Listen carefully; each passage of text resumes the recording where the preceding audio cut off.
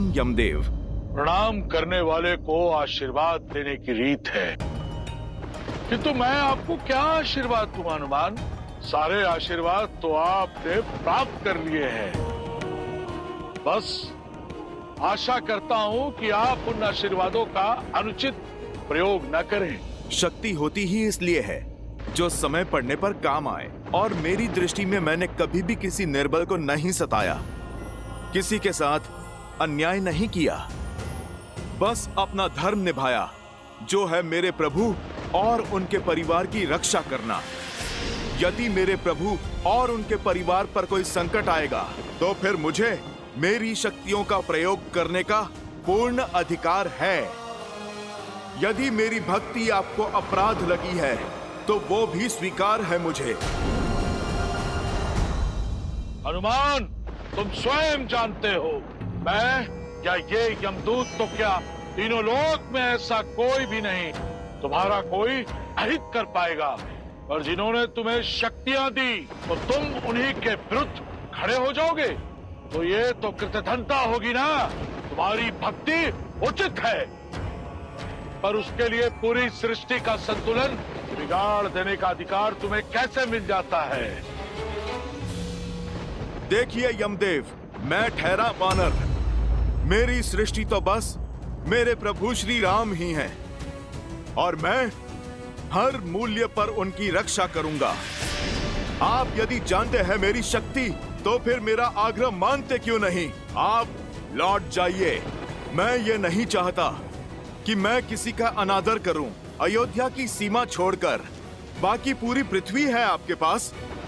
आपको अपनी सृष्टि का संचालन जैसे करना है आप कीजिए, कौन रोकता है आपको? बस इस अयोध्या में ये हनुमान आपकी नहीं चलने देगा। हनुमान, जिन देवों ने तुम्हें शक्ति दी है उन्हें शक्ति का अकाल नहीं पड़ गया है, पर यह लड़ाई महाविध्वंस की तरफ जाएगी, मानवता के विरुद्ध जाएगी, जो मैं टालना चाहता हूँ। तो टाल दीजिए ना, आप अयोध्या को छोड़ दीजिए, संकट चला जाएगा, संकट टल जाएगा। ये ठीक नहीं है हनुमान। मेरे लिए बस वही ठीक है जो मेरे प्रभु श्री राम के लिए ठीक है। तुमने कोई मार्ग नहीं छोड़ा हनुमान। तुम क्या सोचते हो कि काल के मार्ग में आओगे तो काल मार्ग बदल देगा? ये तुम्हारी भूल है, भूल। तो फिर आइए यमराज, अयोध्या की ओर कुदृष्टि डालने की आपकी ये भूल मैं सुधार ही देता हूँ।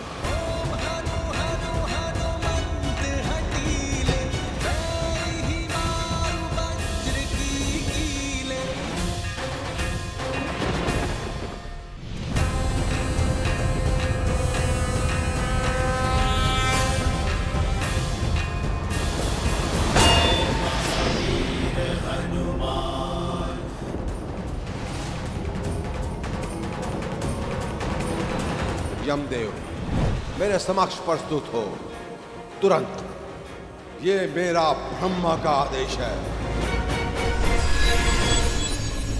पहले यमदूत, फिर साक्षात यम का आगमन, अर्थात मेरा संदेह उचित था। इस पृथ्वी पर जो कुछ भी घटता दिख रहा है उससे अलग ही कोई योजना बना रही है नियति, जिसके विषय में मेरे भोले भाले प्रभु को भान नहीं। पर इस हनुमान के रहते कोई भी अनिष्ट नहीं होगा। जय श्री राम।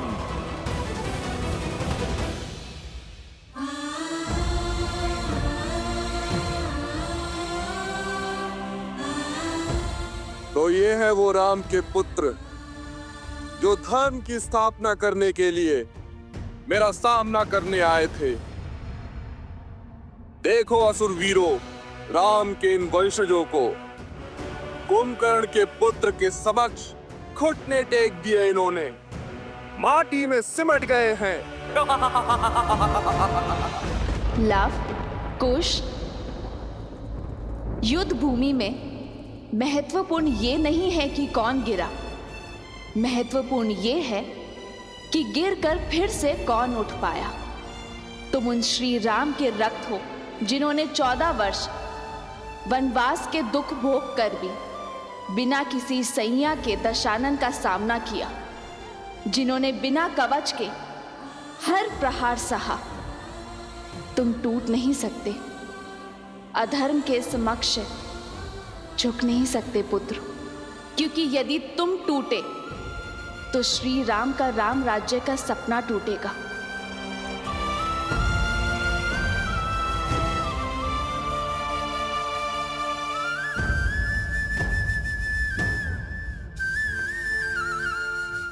तुम झुके तो रघुकुल का सम्मान और तुम्हारी माता का अभिमान झुकेगा। जो इतने लोग श्री सिया राम में विश्वास करते हैं, उनका विश्वास टूट जाएगा। उठो पुत्रों। तुम दोनों केवल रघुवंश के अंश नहीं हो, धर्म के पथिक भी हो। और ये यात्रा केवल भ्रमण नहीं, यह अध्ययन है, संसार का भी और स्वयं का भी। क्योंकि जो स्वयं पर विजय पा लेता है, उसे संसार कभी हरा नहीं सकता।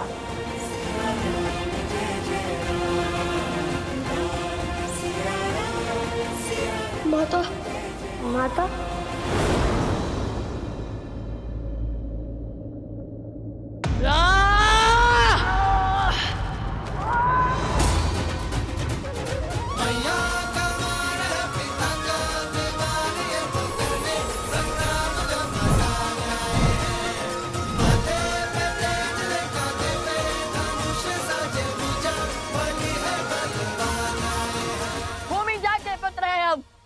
भूमि शायद नहीं हुए, अपनी माता का आशीष ले रहे थे हम।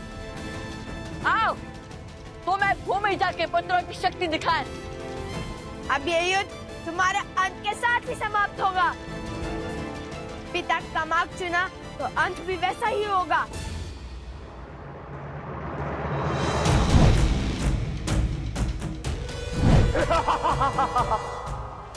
जय श्री राम, जय श्री राम।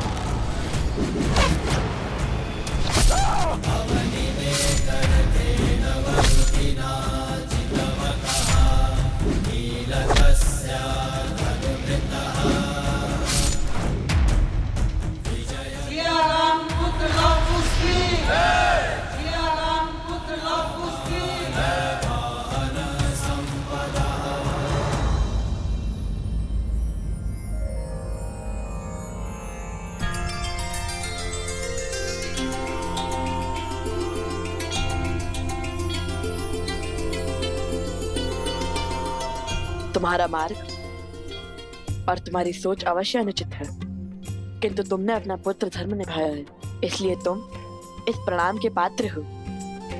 हम देवताओं से आपकी मुक्ति की प्रार्थना करते हैं, बुरे से बुरे व्यक्ति में भी। यदि अपने माता पिता के लिए आदर का ये भाव रहे तो हम उस भावना को नमन करते हैं।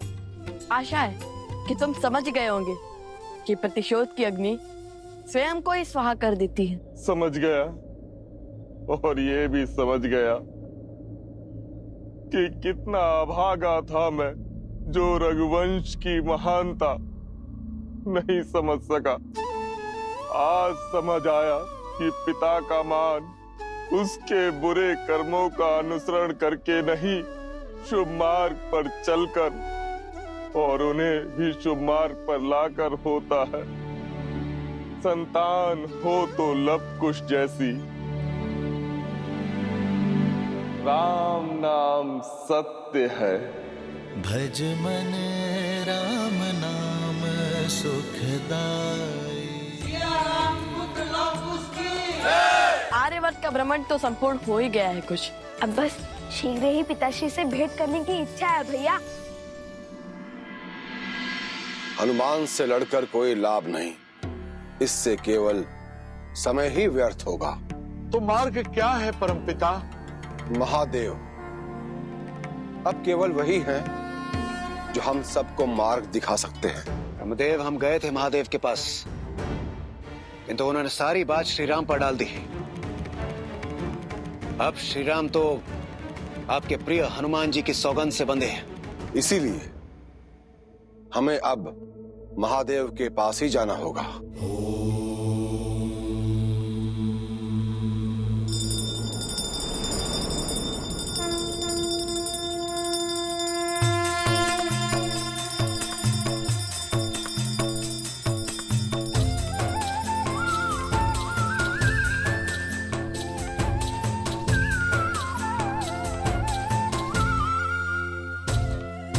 नमामि शम्भुं पुरुषं पुराणं नमामि सर्वज्ञं पारभावं नमामि रुद्रं प्रभुं शयन्तं नमामि शर्वं शिरसा नमामि नमामि शम्भुं पुरुषं पुराणं नमामि सर्वज्ञं पारभावम् ॐ नमः शिवाय।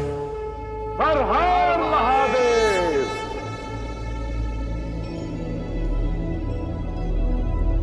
महादेव, अपने नाम को साकार करने का समय आ गया है प्रभु। हमारी विपदा को केवल आप ही हर सकते हैं। एक युग का परिवर्तन होने को है और हनुमान बाधा बनकर खड़े हैं। श्री राम की लीला के समाप्त होने का समय हो गया है, किंतु ऐसा हो नहीं रहा, क्योंकि हनुमान ऐसा होने नहीं दे रहे और वहां देवी लक्ष्मी प्रतीक्षा कर रही है नारायण और हनुमान की इस हट के अंत होने का। और हनुमान जी वो है कि अपनी हट से हटने को तैयार ही नहीं है। वो आप ही के अंश हैं। कृपा कर कोई मार्ग दिखाइए प्रभु, कोई मार्ग दिखाइए।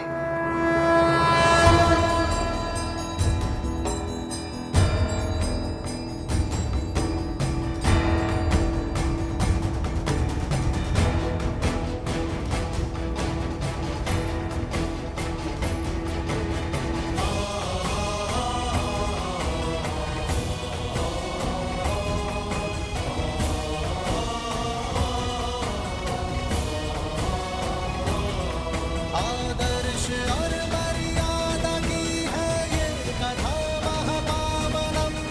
काटे मद श्री से मिला दे श्रीमद् रामायणम।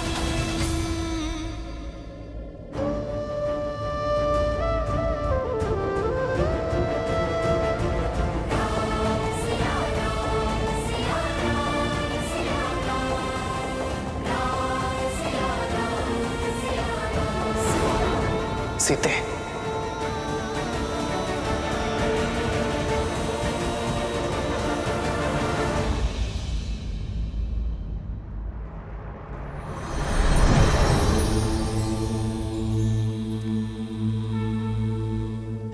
प्रणाम आराध्य। प्रणाम महादेव।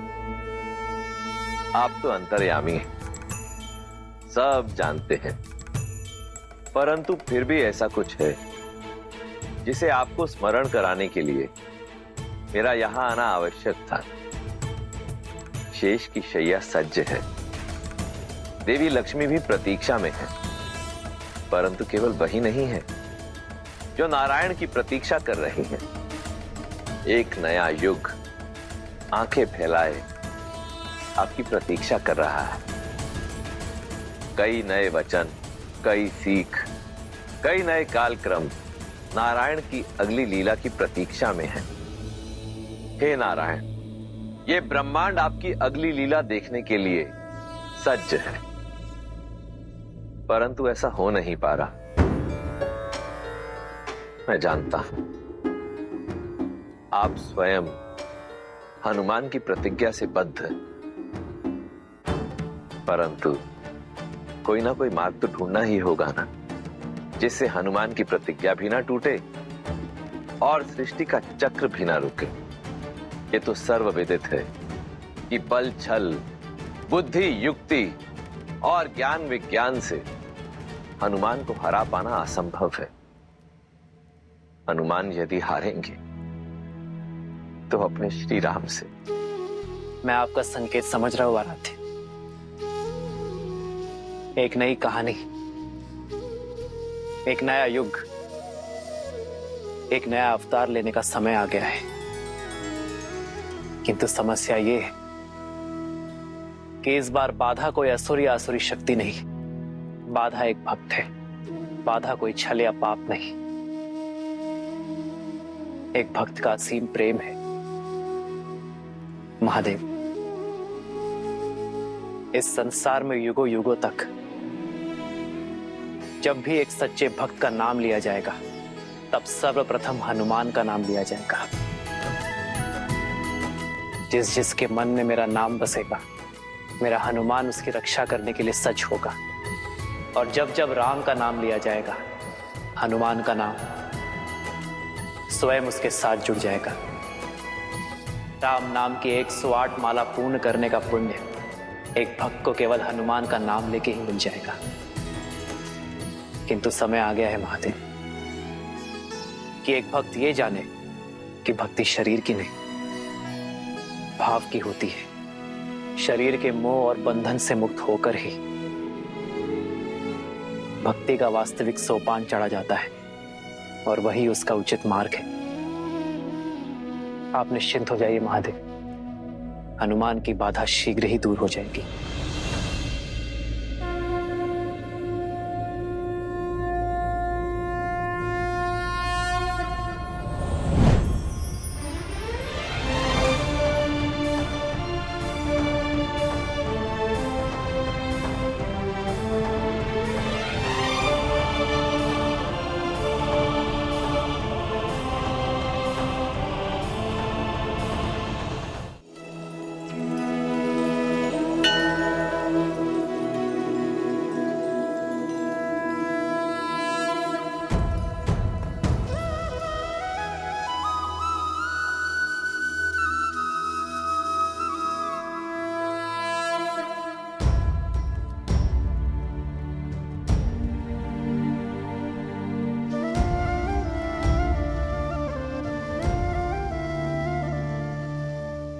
जन्म जन्म का है ये संगम, राम रतन सीता वैभव धन। ये मुद्रिका नहीं है सीते, हमारे प्रेम, हमारे वियोग, हमारे मिलन और हमारे संबंध की स्मृति। और आज मुझे इसे स्वयं से पृथक करना होगा। क्षमा करना सीते, ये आवश्यक है ताकि मैं अपने हनुमान को परम सत्य के ज्ञान की यात्रा पर भेज सकूं। और हनुमान का मुझसे पृथक होना, ये तो स्वयं महादेव की आज्ञा है।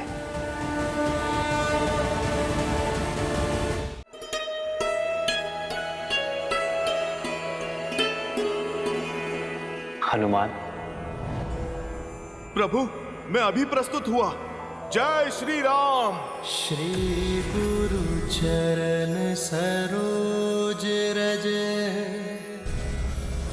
निज मनु मुकुरु सुधारे। बरनउँ रघुबर बिमल जसु, प्रभु, सेवक प्रस्तुत है। जो दायक फल चारे।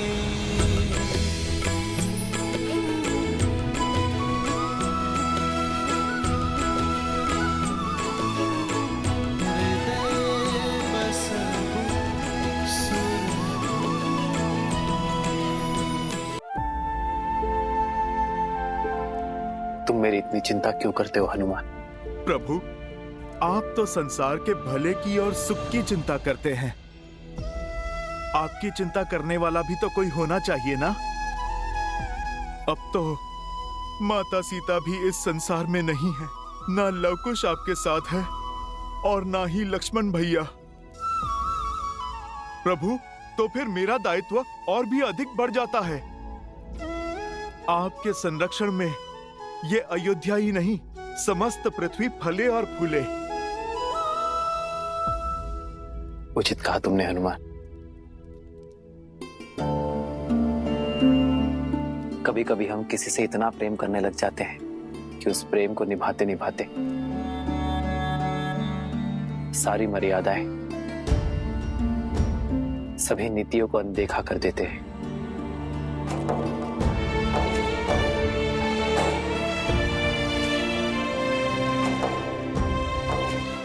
और फिर वो प्रेम लोभ में बदल जाता है और लोभ उचित अनुचित के चयन का विवेक हर लेता है। प्रभु, हनुमान, मैं जानता हूं कि तुम मुझसे और अयोध्या से अत्यंत प्रेम करते हो, बल के साथ साथ बुद्धि और विवेक के भी स्वामी हो, और इसलिए मैं आशा करता हूं हनुमान कि तुम अपने चयन में विवेक का प्रयोग अवश्य करोगे, लोभ में पड़कर प्रश्न नहीं करोगे। आप तो मेरे स्वामी, माता पिता सब हैं, और पिता से प्रश्न नहीं पूछा जाता, बस आज्ञा ली जाती है। आप मुझे बताइए प्रभु कि आप क्या कहना चाहते हैं। हनुमान, मैं चाहता हूं कि तुम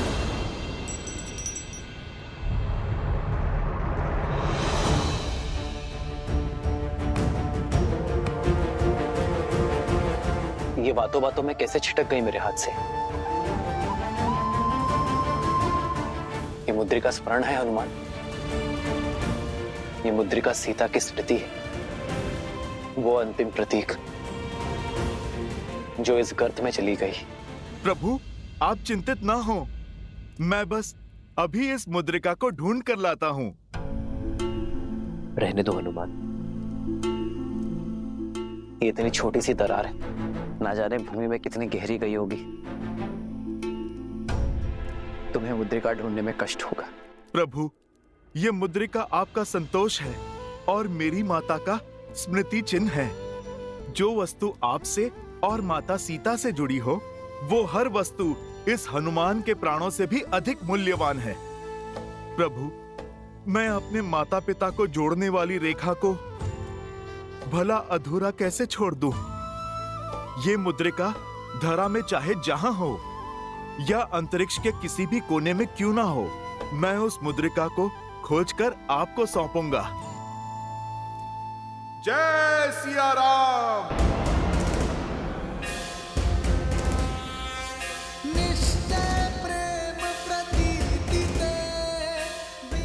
जय सिया राम।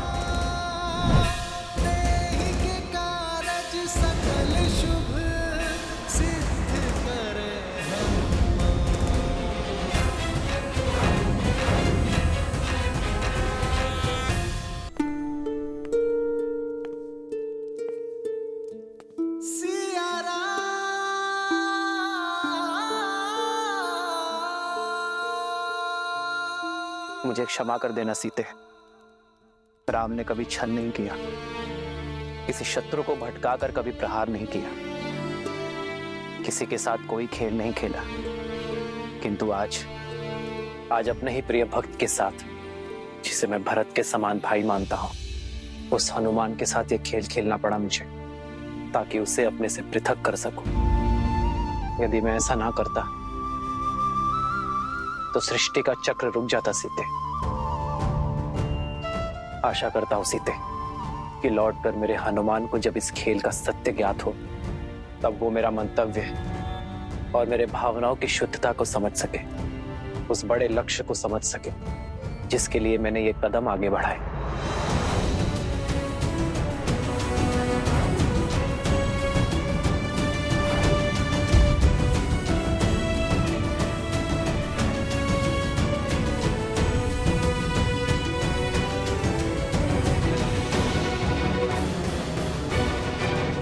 ये तो मैं बहुत नीचे आ गया हूं, पर मुद्रिका कहां है? मैंने वो सभी कार्य पूर्ण कर लिए सीते, जिसके लिए ये अवतार हुआ, और नियति का सत्य है कि उद्देश्य से पूर्व और उसके पूर्ण होने के पश्चात उस स्थान पर रहने की कोई आवश्यकता नहीं है। इसलिए यह आवश्यक है सीते कि मेरे वैकुंठ लौटने का समय निश्चित किया जा सके।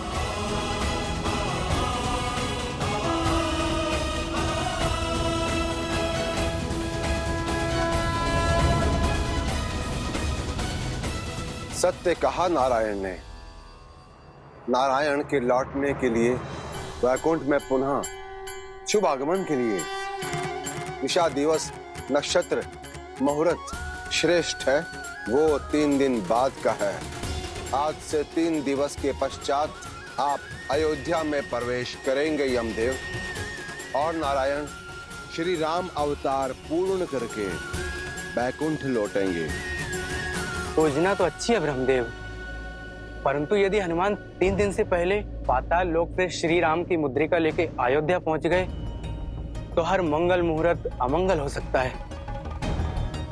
कहीं यमदेव को लेने के देने ना पड़ जाएं। श्री राम ने हनुमान को पाताल लोक में भटकने के लिए नहीं भेजा है सूर्यदेव, बल्कि सत्य को समझाने के लिए भेजा है। कदाचित जब हनुमान पाताल से लौटे उन्हें इस यात्रा का मंतव्य समझ आ जाएगा। किंतु हनुमान तो हनुमान ठहरे, यदि नहीं समझे तो, कहीं समय से पहले आ गए तो? उसकी चिंता मत कीजिए सूर्यदेव, इस यात्रा की सारी व्यवस्थाएं की जा चुकी है, क्योंकि हनुमान को पुनः लौटने और किसी भी प्रकार की बाधा उत्पन्न करने से रोकेंगी।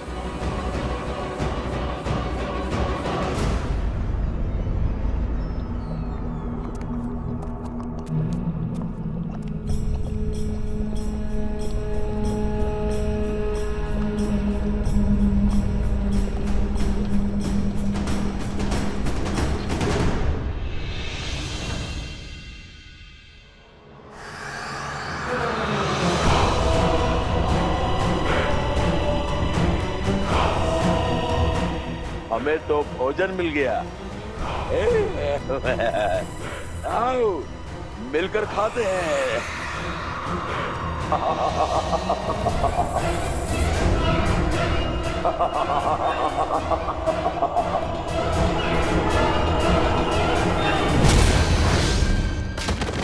जय महावीर हनुमान।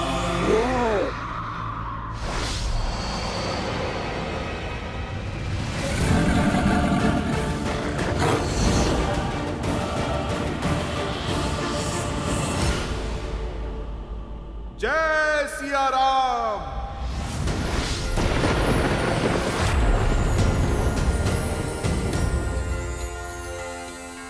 आक्रमण सामने से हो या फिर पीछे से, हनुमान सतर्क है।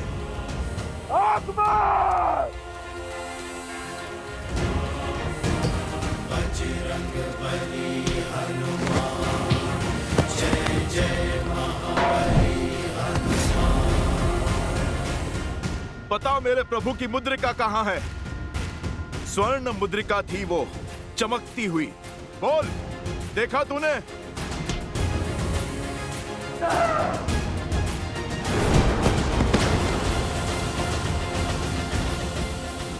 जब मार से डरते हो तो फिर प्रहार क्यों करते हो मूर्ख?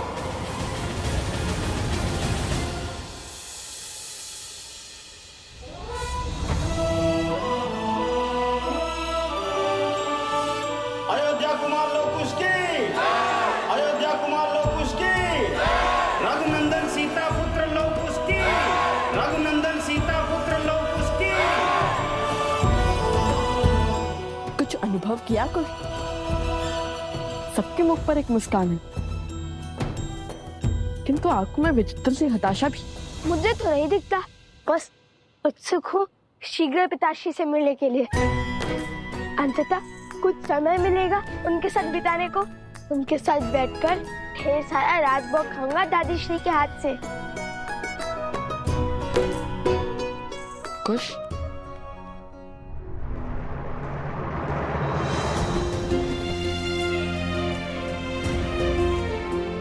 मेरे दोनों भतीजे यहाँ पहुंच चुके हैं। शीघ्र ही मेरी भाभी माँ भी अवश्य लौटेंगी।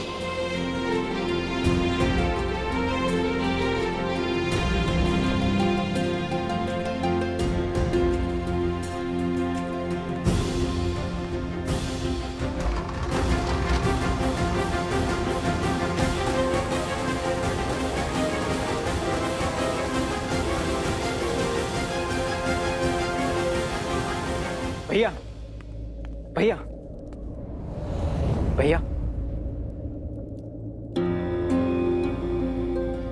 लवकुश भारत भ्रमण करके लौट आए हैं, आपसे मिलना चाहते हैं। बड़ी लंबी यात्रा करके आए हैं मेरे पुत्र, उनसे कहो पहले थोड़ा विश्राम करने, मैं उनसे बाद में मिलूंगा भरत।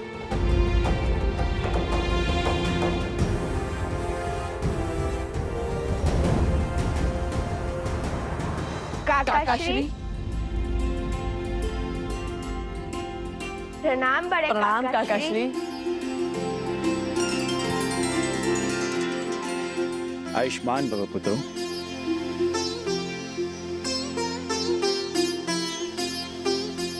और पिताश्री?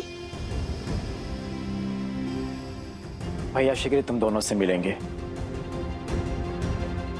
लंबी यात्रा करके आए हो, थोड़ा विश्राम कर लो, अपनी थकान मिटा लो। मैंने तुम दोनों के लिए स्वादिष्ट व्यंजनों की व्यवस्था करवाई है।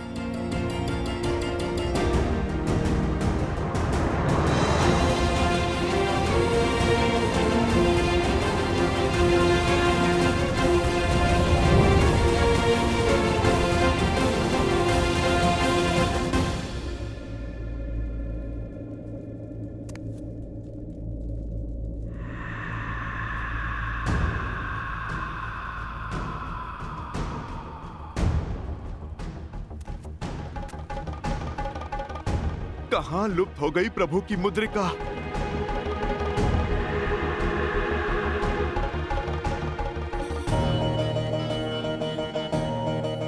ये वीणा की ध्वनि?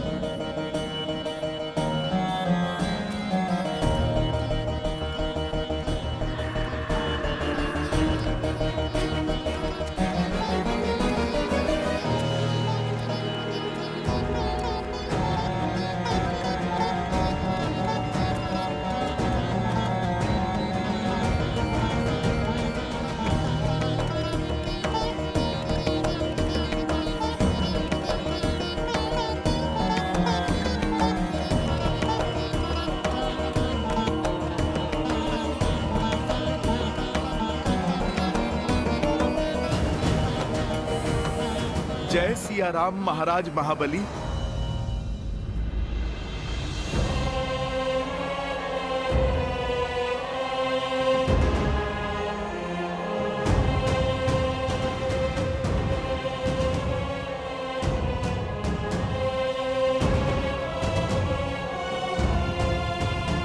बहुत सुना था आपके विलक्षण वीणा वादन के बारे में, आज मुझे सुनने का भी सौभाग्य मिला।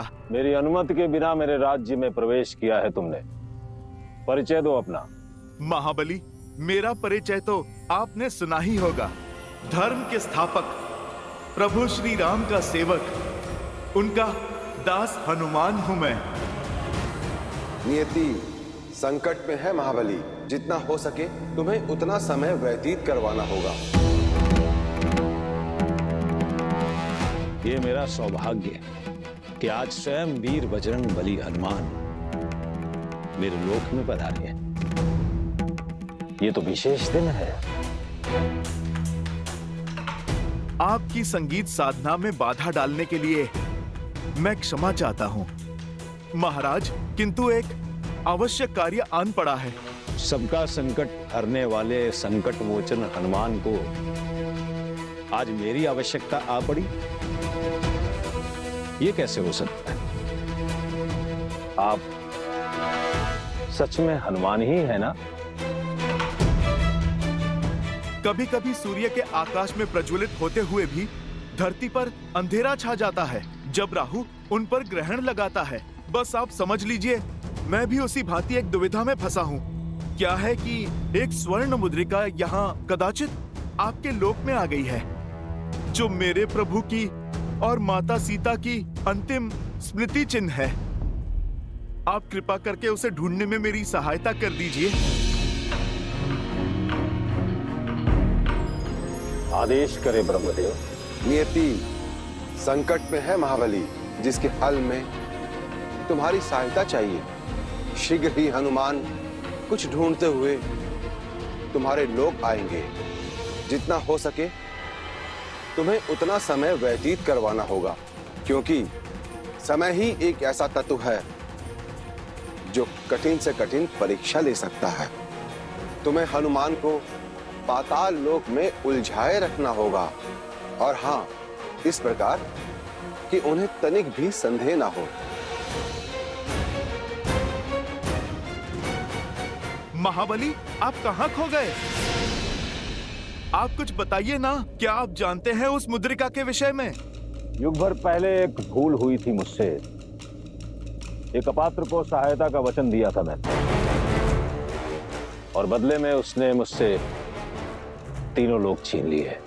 अर्थात आप मेरी सहायता नहीं करेंगे? सहायता अवश्य करूंगा, किंतु उससे पहले तुम्हें यह सिद्ध करना होगा कि तुम पात्र हो।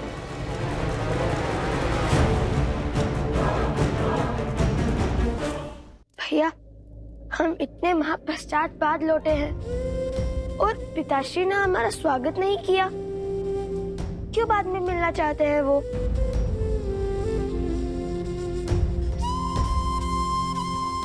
वो केवल हमारे पिता ही नहीं, अयोध्या के महाराज भी हैं। किसी कार्य में व्यस्त होंगे। नहीं भैया, बात कुछ और लगती है। आपने कहा था ना कि प्रजा के मुख पर मुस्कान है, किंतु उनकी आंखों पर हताशा। वही मैंने भरत काकाश्री के मुख पर भी अनुभव किया। कुछ ऐसा है जो हमसे छुपाया जा रहा है। यदि हमारे आने का संदेश पिताश्री तक जा सकता है, तो हम क्यों नहीं जा सकते पिताश्री के पास?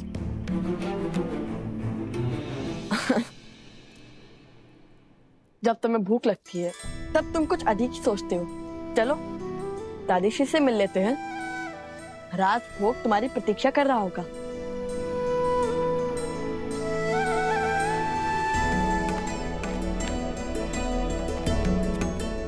दादी माँ,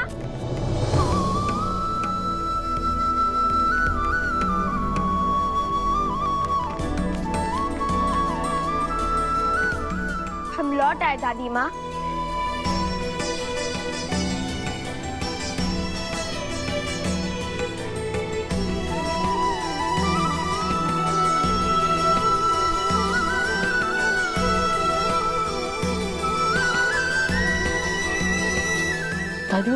दादी माँ वो